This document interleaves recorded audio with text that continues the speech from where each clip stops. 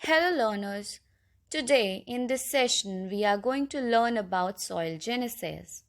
Our first and foremost priority is to understand what is soil genesis. The word genesis means origin. It means how soils are developed.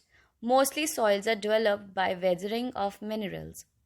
Soils from mineral materials are developed by the dynamic forces of climate and the action of plants and animals. In the image clearly explains the soil formation process. When there is the exposure to atmosphere and to the action of water percolating down from the surface, the bedrock begins to disintegrate, which forms a layer of organic material, thus leads to crude gradation of particle sizes, due to which horizon is formed, eventually forming the ultimate product, that is soil vegetation. Now, as you can see in the other image, there are the factors which are responsible for soil formation, like parent material, climate, organisms, relief, and time. Soil material consists of two parent material: residual parent material, transported parent material. Parent material that are predominantly composed of consolidated rock are termed as residual parent material. The consolidated rocks consist of igneous, sedimentary, and metamorphic rock, etc.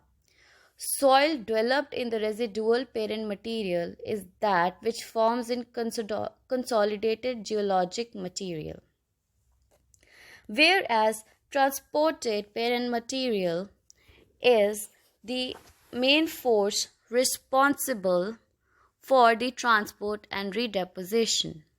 The parent material are formed from weathered rocks that have been moved to another location by wind, ice, or gravity. Some examples are: by gravity, colluvial soil; by water, alluvial, marine, lacustrine; by ice, you can see glacial; and by wind, first is rocks. Rocks are the materials that form the essential part of the Earth's solid crust.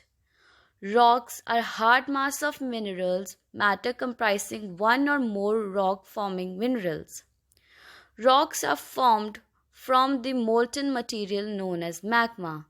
The study of rocks is called as petrology. The second example by wind could be minerals.